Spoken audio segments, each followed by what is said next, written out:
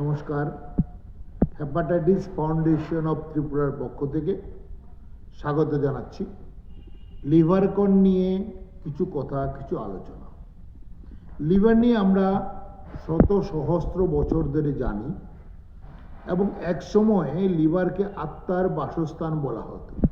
এটা এই কারণে যে লিভার আমাদের শরীরের বিভিন্ন ধরনের কাজ করে থাকে, কিন্তু এই লিভার নিয়ে সময়ে সময়ে বিভিন্ন ধরনের আলোচনা, বিভিন্ন তথ্য, বিভিন্ন সত্য, বিভিন্ন মিথ্যা এটাকে এমন জায়গায় পৌঁছে দিয়েছে যে আজকে অনেক সময় লিভারের রোগ হলে আমরা চিকিৎসা না করে নিজেদের মতো করে সেটাকে সুস্থ করার আমরা চেষ্টা করি এবং তাতে অনেক সময়ই জটিলতা বাড়ে।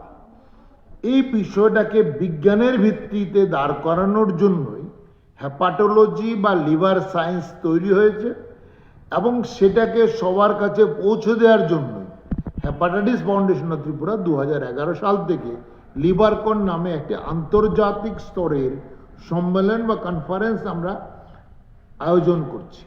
এবারেও 2025 সালের 14 এবং 15 জুন আন্তর্জাতিক মেলা প্রাঙ্গণের কনভেনশন সেন্টারে আগরতলায় আমরা আয়োজন করছি লিভারকন 8।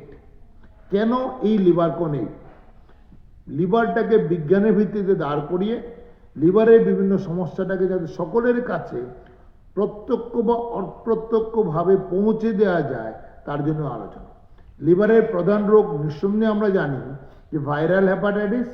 সেটা নিয়ে হেপাটাইটিস ফাউন্ডেশন অনেক বছর ধরে কাজ করছে এবং সেটাকে প্রতিরোধ করার জন্য যে হেপাটাইটিস বি ভ্যাকসিনেশন অত্যন্ত জরুরি সেটা আমরা সবাই জানি এবং আমরা সবাই সেই টিকা গ্রহণও করছি বা করি।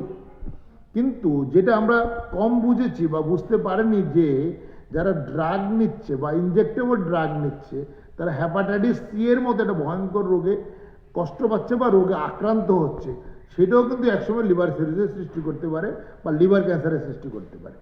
আবার যারা ড্রাগ নেয় বা ইনজেক্টেবল ড্রাগ নেয় ওরা HIV বা বিভিন্ন ধরনের সেক্সুয়ালি ট্রান্সমিটেড ইনফেকশন হয়। এগুলিকে প্রতিরোধ করা আমাদের অত্যন্ত প্রয়োজনীয় কর্তব্য। এছাড়া যেটা যাচ্ছে আজকের দিনে দাঁড়িয়ে অ্যালকোহলিক লিভার ডিজিজ বা মদ্যপানের কারণে যে লিভার ডিজিজ হয় সেটা কিন্তু অন্যতম প্রধান সমস্যা, সেটাকে অনেক সময় আমরা বুঝে উঠতে পারি না।